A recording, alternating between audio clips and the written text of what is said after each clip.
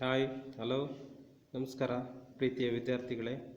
ಈ ದಿನದ ತರಗತಿಯಲ್ಲಿ ನಿಮಗೆ ಮೊದಲನೇ ಪಾಠ ಮಗ್ಗದ ಸಾಹೇಬ ಬಾಗಲೋಡಿ ದೇವರಾಯ ರಚನೆ ಮಾಡಿರ್ತಕ್ಕಂಥ ಮಗ್ಗದ ಸಾಹೇಬ ಎಂಬ ಪಾಠದ ಬಗ್ಗೆ ಈ ದಿನದ ತರಗತಿಯಲ್ಲಿ ತಿಳ್ಕೊಳ್ಳೋಣ.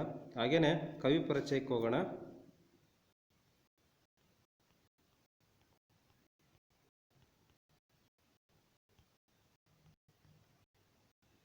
ಕೃತಿಕಾರರ ಪರಿಚಯ. ಬಾಗಲೋಡಿ ದೇವರಾಯ ಮಗ್ಗದ ಸಾಹೇಬ. ಇಂದಿನಿಂದ ನಿಮಗೆ ಕನ್ನಡದ ಪಾಠಗಳು, ಗದ್ಯ ಪಾಠಗಳು, ಪದ್ಯ ಪಾಠಗಳು ಶುರುವಾಗ್ತವೆ. ಹಾಗಾಗಿ ಸರಿಯಾಗಿ ಗಮನವಿಟ್ಟು ಆಲಿಸಿ, ಹಾಗೆಯೇ ಕೊಟ್ಟಂಥ ವರ್ಕನ್ನು ಕೂಡ ಮಾಡಬೇಕಾಗಿ ತಮ್ಮಲ್ಲಿ ಕೇಳ್ಕೊಳ್ತಿದ್ದೇನೆ. ಮೊದಲನೇದಾಗಿ ಬಾಗಲೋಡಿ ದೇವರಾಯ. ಬಾಗಲೋಡಿ ದೇವರಾಯ ಅವರು 1927 ದಕ್ಷಿಣ ಕನ್ನಡ ಜಿಲ್ಲೆಯ ಬಾಗಲೋಡಿಯವರು.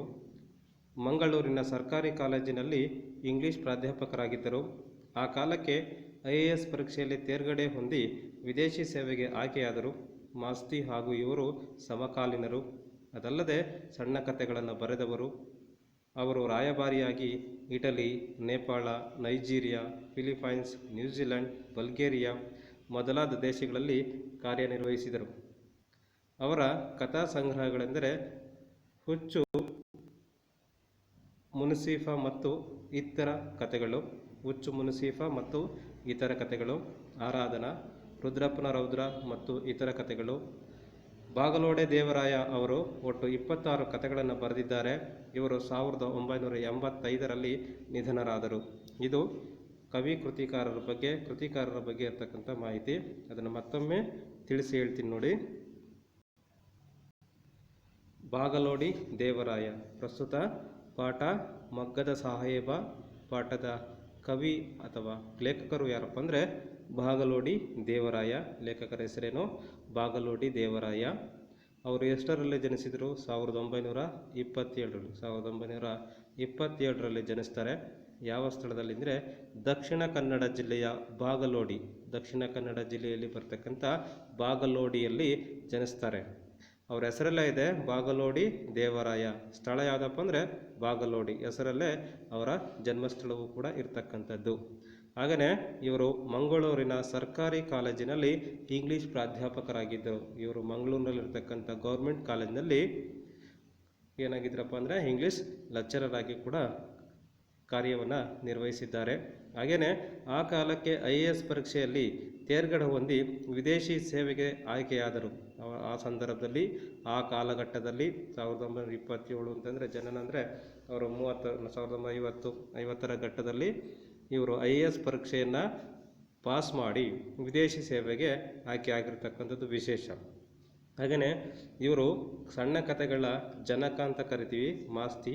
ಸಣ್ಣ ಕಥೆಗಳ ಜನಕ ಅಂತ ಯಾರನ್ನು ಕರಿತೀವಪ್ಪ ಅಂದರೆ ಮಾಸ್ತಿ ವೆಂಕಟೇಶ್ ಅಯ್ಯಂಗಾರ್. ಮಾಸ್ತಿ ಕನ್ನಡದ ಆಸ್ತಿ ಅಂತ ಕರಿತೀವಿ. ಮಾಸ್ತಿ ವೆಂಕಟೇಶ್ ಅಯ್ಯಂಗಾರ್ ಅವರು ಇವರ ಸಮಕಾಲೀನರು. ಅವರ ಕಾಲಘಟ್ಟದಲ್ಲೇ ಇವರು ಕೂಡ ತಾವು ಕೃತಿಗಳನ್ನು ರಚನೆ ಮಾಡಿರ್ತಕ್ಕಂಥದ್ದು. ಅದಲ್ಲದೆ ಸಣ್ಣ ಕಥೆಗಳನ್ನು ಬರೆದವರು. ಮಾಸ್ತಿ ವೆಂಕಟೇಶ್ ಅಯ್ಯಂಗಾರು ಕೂಡ ಕಥೆಗಳನ್ನು ರಚನೆ ಮಾಡೋದರಲ್ಲಿ, ಅದರಲ್ಲೂ ಸಣ್ಣ ಕಥೆಗಳನ್ನು ಬರೆಯೋದರಲ್ಲಿ ತುಂಬ ಶ್ರೇಷ್ಠ ವ್ಯಕ್ತಿ. ಅದೇ ರೀತಿ ಅವರ ಕಾಲದಲ್ಲೇ ಇವರು ಕೂಡ ಸಣ್ಣ ಕಥೆಗಳನ್ನು ಕೂಡ ಬರೆದಂಥವರು.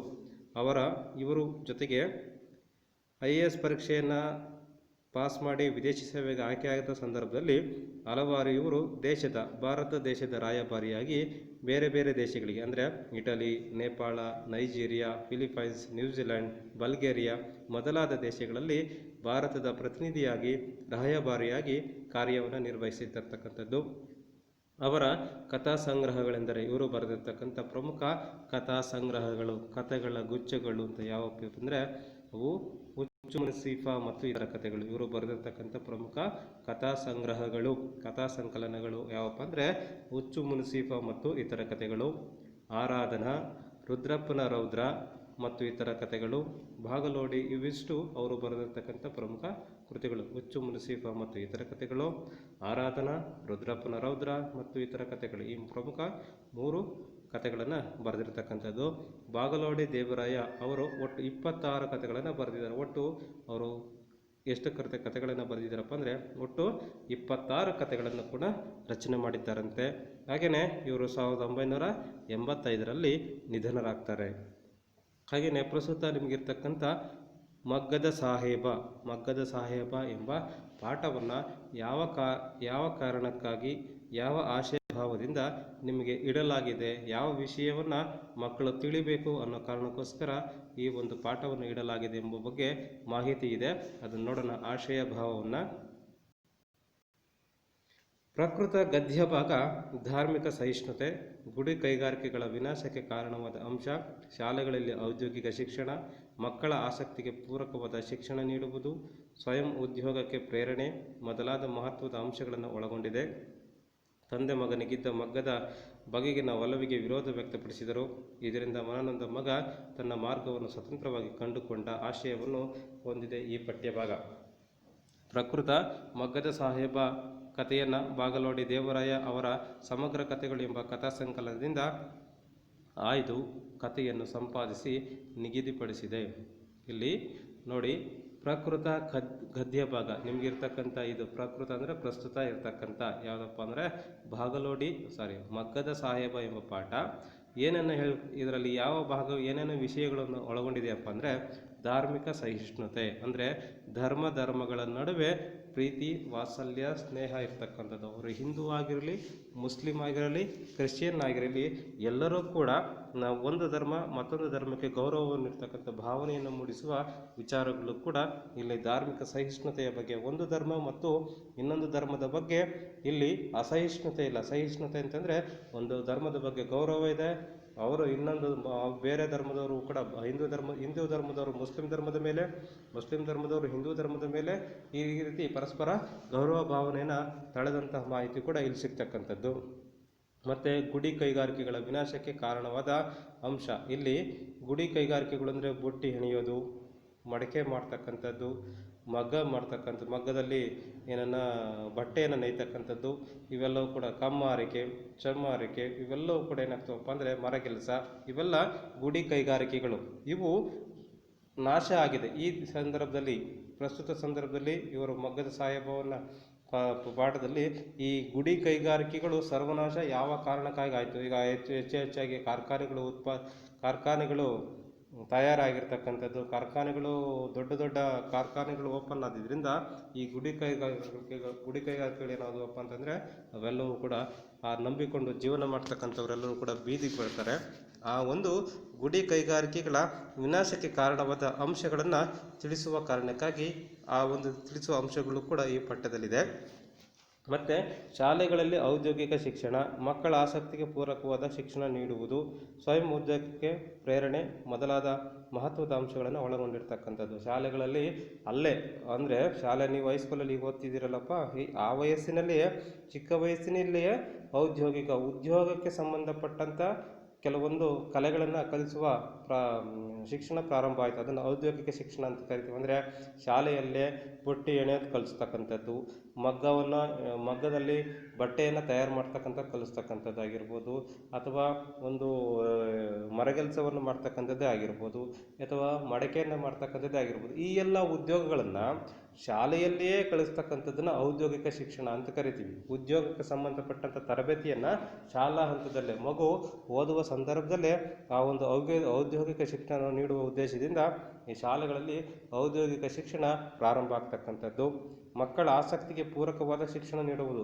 ಒಬ್ಬೊಬ್ಬರಿಗೆ ಒಂದೊಂದು ಥರ ಆಸಕ್ತಿ ಇರ್ತಕ್ಕಂಥದ್ದು, ಒಬ್ಬೊಬ್ಬರಲ್ಲಿ ಒಂದೊಂದು ಕಲೆ ಇದೆ. ಆ ಕಲೆಗೆ ಅನುಗುಣವಾಗಿ ಅವರ ಸೃಜನಶೀಲತೆಗೆ ಅನುಗುಣವಾಗಿಯೇ ಏನು ಮಾಡ್ತಕ್ಕಂಥದ್ದು ಶಿಕ್ಷಣ ನೀಡತಕ್ಕಂಥದ್ದು ಈ ಒಂದು ಔದ್ಯೋಗಿಕ ಶಿಕ್ಷಣದ ಉದ್ದೇಶ ಆಗಿರ್ತಕ್ಕಂಥದ್ದು. ಹಾಗೆಯೇ ಸ್ವಯಂ ಉದ್ಯೋಗಕ್ಕೆ ಪ್ರೇರಣೆ ಮೊದಲಾದ ಮಹತ್ವದ ಅಂಶಗಳನ್ನು ಒಳಗೊಂಡಿರ್ತಕ್ಕಂಥದ್ದು. ಅಂದರೆ ಯಾವುದೇ ಒಂದು ಶಿಕ್ಷಣ ಅಂತಕ್ಕಂಥದ್ದು ಅದು ನಮಗೆ ಸರ್ಕಾರಿ ಉದ್ಯೋಗನೇ ಬೇಕು ಅಂತೇಳಿ ನಮಗೆ ಶಿಕ್ಷಣ ಬೇಕಾಗಿಲ್ಲ. ಯಾವುದೇ ಉದ್ಯೋಗ ಆದರೂ ಸರಿ, ಸ್ವಂತ ಉದ್ಯೋಗಕ್ಕೆ ಹೆಚ್ಚು ಪ್ರೇರಣೆಯನ್ನು ನೀಡುವ ಕಾರಣಕ್ಕಾಗಿಯೇ ಈ ಒಂದು ಔದ್ಯೋಗಿಕ ಶಿಕ್ಷಣವನ್ನು ಶಾಲೆಯಲ್ಲಿ ಜಾರಿಗೆ ತರ್ತಾರೆ. ಆ ಒಂದು ಅಂಶಗಳು ಕೂಡ ಈ ಒಂದು ಪಾಠದಲ್ಲಿ ತಿಳಿಸಿಕೊಡಲಾಗಿದೆ. ಹಾಗೆಯೇ ಇಲ್ಲಿ ತಂದೆ ಮಗನಿಗಿದ್ದ ಮಗ್ಗದ ಬಗೆಗಿನ ಒಲವಿಗೆ ವಿರೋಧ ವ್ಯಕ್ತಪಡಿಸಿದರು. ಇಲ್ಲಿ ತಂದೆ ಮಗ್ಗವನ್ನು ನಡೆಸ್ತಾ ಇರ್ತಾನೆ. ಆ ಕೈಮಗ್ಗವನ್ನು ನಡೆಸುವ ಮುಖೇನ ಬದುಕು ಚೆನ್ನಾಗಿತ್ತು. ಆದರೆ ಕಾಲಾನಂತರ ಏನಾಗುತ್ತೆ, ಅವನ ಮಗ್ಗವನ್ನು ನಂಬಿಕೊಂಡು ಬಂದಿರತಕ್ಕಂಥ ಕುಟುಂಬ ಬೀದಿಗೆ ಬಂದು ಬೀಳುತ್ತೆ. ಮಗ್ಗದ ಬಗ್ಗೆ ನಿರಾಸಕ್ತಿ ಹೊಂದಿರತಕ್ಕಂಥ ತಂದೆ ತನ್ನ ಮಗ ಏನಾದರೂ ಮಾಡಿ ಕಷ್ಟಪಟ್ಟು ಓದಿ ಸರ್ಕಾರಿ ನೌಕರನಾಗಬೇಕು ಅನ್ನೋ ಆಸೆ ಇರ್ತಕ್ಕಂಥದ್ದು. ತನ್ನ ಮಗ ಚೆನ್ನಾಗಿ ಓದಬೇಕು, ಯಾವುದಾದ್ರೂ ಒಂದು ಸರ್ಕಾರಿ ನೌಕರಿಯನ್ನಾದರೂ ಪಡಿಬೇಕು ಅನ್ನೋ ಆಸೆ ಇರ್ತದೆ. ಆದರೆ ಅವನಲ್ಲಿರ್ತಕ್ಕಂಥ ಒಬ್ಬ ಮಗ ಮಾತ್ರ ಅವನಿಗೆ ಓದಿನಲ್ಲಿ ಆಸಕ್ತಿ ಇಲ್ಲದೆ ಮಗ್ಗದ ಬಗ್ಗೆ ಆಸಕ್ತಿಯನ್ನು ಹೆಚ್ಚಿರ್ತಕ್ಕಂಥದ್ದು. ಅದಕ್ಕೆ ನೀನು ಮಗ್ಗವನ್ನು ಮುಟ್ಟಬೇಡ, ಮಗ್ಗದ ಬಗ್ಗೆ ನೀನು ಆಸಕ್ತಿ ವಹಿಸಬೇಡ, ಓದಿ ಏನಾದ್ರು ಕೆಲಸ ತಗೋ ಅಂತ ಹೇಳಿರ್ತೇನೆ. ಆದರೆ ತಂದೆಯ ಮಾತನ್ನು ಕೂಡ ಮೀರಿ ಆತ ಮಗ್ಗದ ಬಗ್ಗೆ ಹೆಚ್ಚಿನ ಆಸಕ್ತಿಯನ್ನು ಹೊಂದ್ತಾನೆ. ಅದಕ್ಕೆ ತಂದೆ ವಿರೋಧನ ವ್ಯಕ್ತಪಡಿಸ್ತಾನೆ. ಆ ವಿಚಾರವು ಕೂಡ ಈ ಒಂದು ಪಾಠದಲ್ಲಿ ಇರ್ತಕ್ಕಂಥದ್ದು. ಇನ್ನೊಂದು, ಇದರಿಂದ ಮನನೊಂದ ಮಗ ತನ್ನ ಮಾರ್ಗವನ್ನು ಸ್ವತಂತ್ರವಾಗಿ ಕಂಡುಕೊಂಡ ಆಶಯವನ್ನು ಹೊಂದಿದೆ ಈ ಪಠ್ಯ ಭಾಗ. ತಂದೆ ತಾನು ಮಗವನ್ನು ಮುಟ್ಟೋದಕ್ಕೆ ಬಿಡೋದಿಲ್ಲ ಅಂತ ಗೊತ್ತಾಗುತ್ತೆ. ಇದರಿಂದ ನೊಂದಿರ್ತಕ್ಕಂಥ ಮಗನೂ ಕೂಡ ಹಠ ಹಿಡಿದು ಏನು ಮಾಡ್ತಾನೆ, ತನ್ನ ಮಾರ್ಗವನ್ನು ತಾನೇ ಆಯ್ಕೆ ಮಾಡ್ಕೊಳ್ತಾನೆ. ತಾನು ಆಸಕ್ತಿ ಇರ್ತಕ್ಕಂಥ, ತನಗಿಷ್ಟ ಆಗಿರ್ತಕ್ಕಂಥ ಮಗ್ಗದ ಬಗ್ಗೆ ವಿಶೇಷ ಒಲವನ್ನು ಹೊಂದಿ ಅದರಲ್ಲಿ ತರತರಹದ ವಿಶೇಷವಾಗಿರ್ತಕ್ಕಂಥ ಬದಲಾವಣೆಗಳನ್ನು ತಂದು ಮಾದರಿಯಾಗಿ ಬೆಳೀತಕ್ಕಂಥದ್ದು ಈ ಒಂದು ಪ್ರಸ್ತುತ ಪಾಠದಲ್ಲಿ ಇರ್ತಕ್ಕಂಥದ್ದು. ಹಾಗೆಯೇ ಪ್ರಕೃತ ಮಗ್ಗದ ಸಾಹೇಬ ಕಥೆಯನ್ನು ಬಾಗಲೋಡಿ ದೇವರಾಯ ಯಾರು ಬರೆದಿರ್ತಕ್ಕಂಥದ್ದು, ಬಾಗಲೋಡ ದೇವರಾಯ ಅವರು ಬರೆದಿರ್ತಕ್ಕಂಥ ಸಮಗ್ರ ಕಥೆಗಳು ಎಂಬ ಕಥಾ ಸಂಕಲನದಿಂದ ಈ ಒಂದು ಕಥೆಯನ್ನು ಆಯ್ದು ಸಂಪಾದಿಸಿ ನಿಗದಿಪಡಿಸಿದೆ. ಈಗ ಪಠ್ಯಭಾಗಕ್ಕೆ ಹೋಗೋಣ. ಪಠ್ಯಭಾಗದಲ್ಲಿ ಕೆಲವೊಂದು ಮೊದಲಿನ ಭಾಗದಿಂದ ಅಧ್ಯಯನ ಮಾಡ್ತಾ ಮುಂದೆ ಹೋಗೋಣ.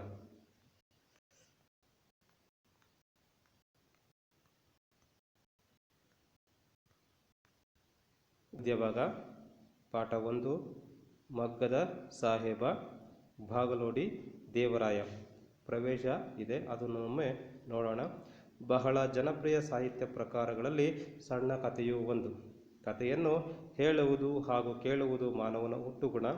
ನಮ್ಮ ಹಿರಿಯರು ತಮ್ಮ ಮಕ್ಕಳಲ್ಲಿ ಆಸಕ್ತಿ ಕೆರಳಿಸಿ ಕುತೂಹಲ ಉಂಟು ಮಾಡಲು, ಮನಸ್ಸಿಗೆ ಮುದ ನೀಡಲು, ಮನಸ್ಸನ್ನು ಅರಳಿಸುವ ಕಥೆಗಳನ್ನು ಹೇಳುತ್ತಿದ್ದರು. ಈ ಕಥನ ಕಲೆಯು ವಿಸ್ತಾರಗೊಂಡು ಕೆಲವು ಸಾಹಿತಿಗಳು ವಸ್ತು, ಶೈಲಿ, ನಿರೂಪಣೆಗಳೆಲ್ಲದರಲ್ಲಿಯೂ ಪರಿಣಾಮಕಾರಿಯಾದ ಮಾರ್ಪಾಡುಗಳನ್ನು ಮಾಡಿ ಸಣ್ಣ ಕಥೆ ಎಂಬ ಸಾಹಿತ್ಯ ಪ್ರಕಾರವನ್ನು ಪ್ರಚುರಗೊಳಿಸಿದರು. ಮತ್ತು ಸಂಕ್ಷಿಪ್ತತೆ, ವಾಸ್ತವತೆಗಳು ಇದರ ಗುಣಗಳಾಗಿವೆ. ಶಿಕ್ಷಣ ಬದುಕಿನ ಹೇಳುಬೀಳುಗಳು, ಸ್ವ ಉದ್ಯೋಗ, ವಿಜ್ಞಾನ ಮೊದಲಾದವು ಸಣ್ಣ ಕಥೆಗೆ ವಸ್ತುಗಳಾಗಿವೆ. ಪ್ರಸ್ತುತ ಕಥೆಯಲ್ಲಿ ಬಹುಮುಖ್ಯವಾಗಿ ಇಂದು ವಿನಾಶದ ಅಂಚಿನಲ್ಲಿರುವ ಗುಡಿ ಕೈಗಾರಿಕೆಗೆ ನಮ್ಮ ಶಿಕ್ಷಣದಲ್ಲಿ ನೀಡಬೇಕಾದ ಮಹತ್ವವನ್ನು ಸಾದರಪಡಿಸುವ ಉದ್ದೇಶವಿದೆ. ತಂದೆಯ ಆಸೆಯಂತೆ ಸರ್ಕಾರಿ ಉದ್ಯೋಗವನ್ನೇ ಅವಲಂಬಿಸದೆ ಸ್ವಯಂ ಉದ್ಯೋಗ ಕಂಡುಕೊಳ್ಳುವ ಯುವಕನೊಬ್ಬ ರಾಷ್ಟ್ರಮಟ್ಟದ ಗೌರವಾದರಗಳಿಗೆ ಪಾತ್ರನಾಗುವುದೇ ಇಲ್ಲಿಯ ಕಥಾವಸ್ತು. ಪ್ರಸ್ತುತ ಈ ಒಂದು ಬಾಗಲೋಡಿ ಪ್ರಸ್ತುತ ಮಗ್ಗದ ಸಾಹೇಬ ಎಂಬ ಪಾಠದ ಕರ್ತೃ ಬಾಗಲೋಡಿ ದೇವರಾಯ. ಇಲ್ಲಿ ಪ್ರವೇಶ ಒಂದ್ಸತಿ ಮತ್ತೊಮ್ಮೆ ಪುನರಾವರ್ತನೆಯನ್ನು ಮಾಡ್ತೀನಿ. ಬಹಳ ಜನಪ್ರಿಯ ಸಾಹಿತ್ಯ ಪ್ರಕಾರಗಳಲ್ಲಿ ಸಣ್ಣ ಕಥೆಯು ಒಂದು. ನಾವೇನಾದರೂ ಕೂಡ ಹೆಚ್ಚಿಗೆ ಯಾವುದನ್ನು ಓದೋದಕ್ಕೆ ಹೆಚ್ಚು ಆಸಕ್ತಿ ವಹಿಸ್ತೀವಪ್ಪ ಅಂತಂದರೆ ಕಥಾ ಪುಸ್ತಕವನ್ನು, ಕಥೆಯನ್ನು ಒಳಗೊಂಡಿರತಕ್ಕಂಥ ಪುಸ್ತಕ. ಅದು ಚಿಕ್ಕವರಿಂದ ಹಿಡಿದು ದೊಡ್ಡವರು ಕೂಡ ಇಷ್ಟಪಡ್ತಕ್ಕಂಥದ್ದು ಯಾವುದಪ್ಪ ಅಂದರೆ ಕಥಾ ಪುಸ್ತಕ. ಹಾಗೆಯೇ ಇದು ಸಾಹಿತ್ಯ ಪ್ರಕಾರಗಳಲ್ಲಿ, ಕನ್ನಡ ಸಾಹಿತ್ಯ ಪ್ರಕಾರಗಳಲ್ಲಿ ಅಲ್ಲವಾ ಎಲ್ಲ ಸಾಹಿತ್ಯ ಪ್ರಕಾರಗಳಲ್ಲಿ ತುಂಬ ಜನಪ್ರಿಯವಾಗಿರ್ತಕ್ಕಂಥದ್ದು, ತುಂಬ ಇಷ್ಟಪಡ್ತಕ್ಕಂಥದ್ದು ಯಾವುದಪ್ಪ ಅಂದರೆ ಅದು ಸಣ್ಣ ಕಥೆ ಅಂತಕ್ಕಂಥದ್ದು. ಕಥೆಯನ್ನು ಹೇಳೋದಾಗಬಹುದು ಅಥವಾ ಕೇಳುವುದು ಮಾನವನ ಹುಟ್ಟುಗುಣ. ನಾವು ಕಥೆಯನ್ನು ಯಾವ್ದಾದ್ರು ತಿಳಿದಿರ್ತಕ್ಕಂಥ ಕಥೆಯನ್ನು ಇನ್ನೊಬ್ರಿಗೆ ಹೇಳಬೇಕು ಅನ್ನೋ ಆಸಕ್ತಿ ಇರ್ತದೆ. ಹಾಗೆಯೇ ಇನ್ನೊಬ್ರು ಹೇಳಿದ ಕಥೆಯನ್ನು ಕೇಳ್ತಕ್ಕಂಥದ್ದು ಕೂಡ ನಮ್ಗೆ ಇಷ್ಟ ಆಗ್ತಕ್ಕಂಥದ್ದು, ಅದು ಮಾನವನ ಹುಟ್ಟುಗುಣ ಕೂಡ ಹೌದು.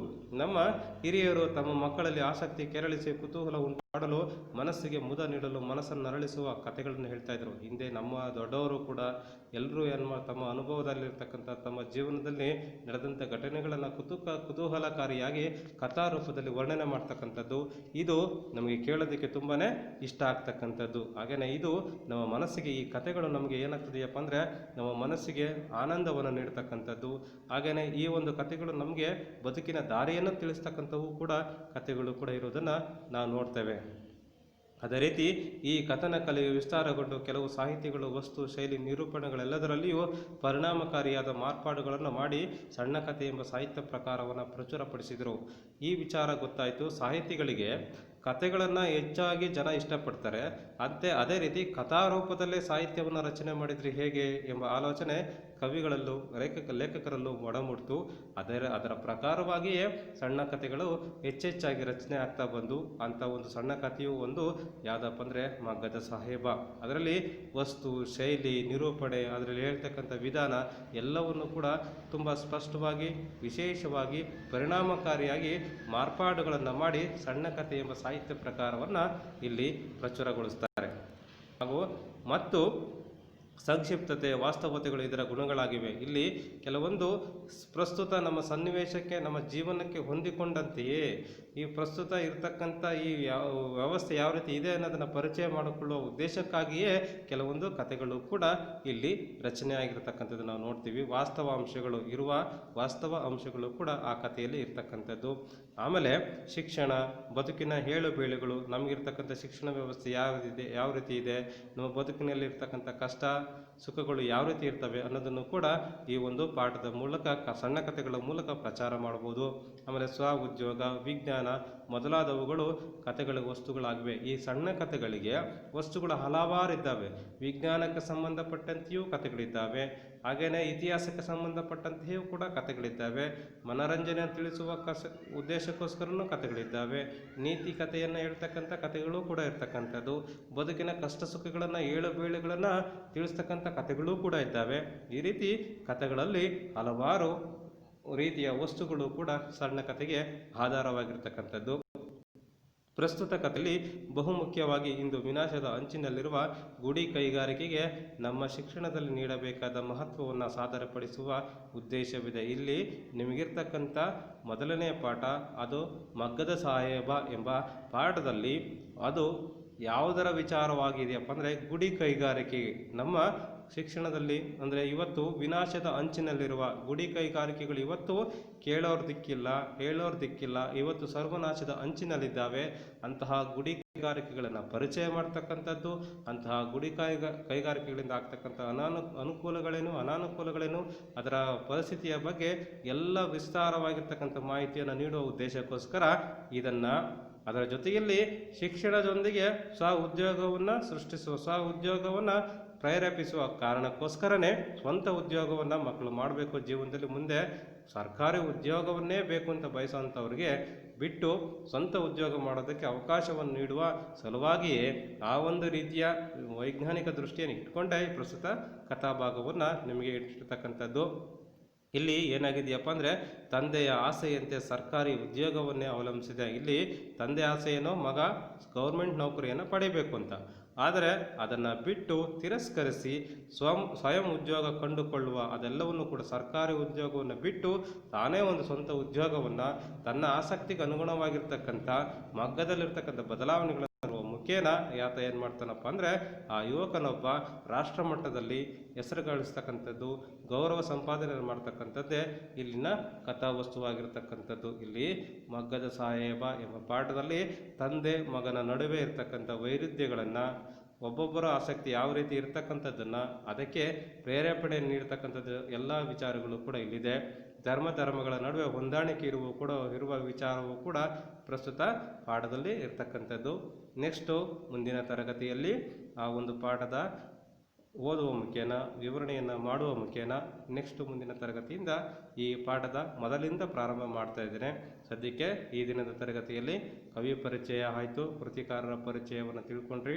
ಅದಕ್ಕೆ ಸಂಬಂಧಪಟ್ಟಂತೆ ಒಂದು ಸಣ್ಣ ಹೋಮ್ವರ್ಕು, ಕವಿ ಪರಿಚಯವನ್ನು ಬರೆದು ಹಾಕಬೇಕು. ಅದನ್ನು ಹೋಮ್ವರ್ಕ್ ಮಿಸ್ ಮಾಡಿ ಕವಿ ಪರಿಚಯವನ್ನು ಮಾಡಿ. ಇಲ್ಲಿ ಪ್ರಸ್ತುತದಲ್ಲಿ ಇವತ್ತು ಕವಿ ಪರಿಚಯ ಆಯಿತು, ಆಶಯಭಾವ ಆಯಿತು, ಪ್ರವೇಶ ಆಯಿತು, ಇವೆಲ್ಲವೂ ಕೂಡ ಈ ದಿನದ ತರಗತಿಯಲ್ಲಾಗಿದೆ.